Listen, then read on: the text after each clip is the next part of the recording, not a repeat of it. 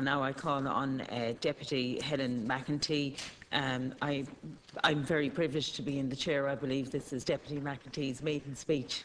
Thank you. Thank you. And as it is my first time speaking in the House, can I just take this opportunity to, first of all, thank the people of Meath East for allowing me the privilege and the honour of representing them in Dail. And can I also take this time just to acknowledge the work and the effort that was put in by my Fine Gael colleagues, by the Fine Gael members, and also by my family and my campaign team in getting me elected here. I'm honoured to be following in my father's footsteps.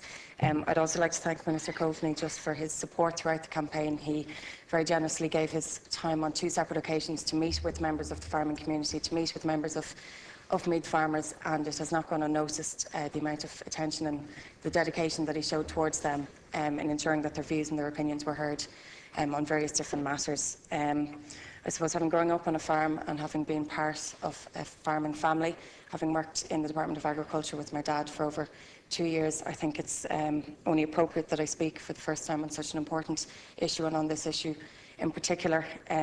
This is obviously a national crisis, the fodder shortage, one that Meath East has not escaped, unfortunately.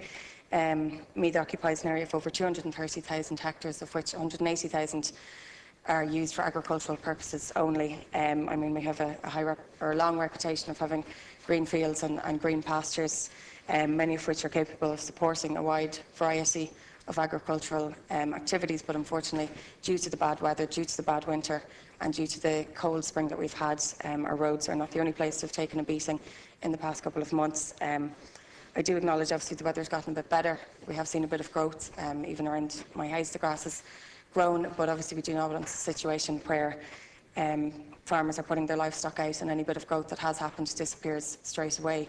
I do, however, want to acknowledge the efforts that have been made by the farming community, by the farming co-ops, by Teagasc. They have come together and they've worked together on this issue. They've shown a lot of solidarity, but obviously department intervention has been needed, and it has been sought and it has been given.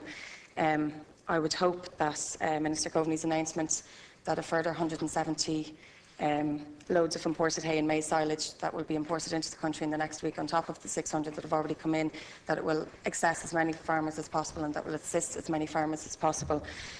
Also, the extension of the imported fodder under the transport fodder scheme with assistance from the transport subsidy, I think that has already assisted a lot of farmers, especially in County Meath, and I think it will provide further relief for those.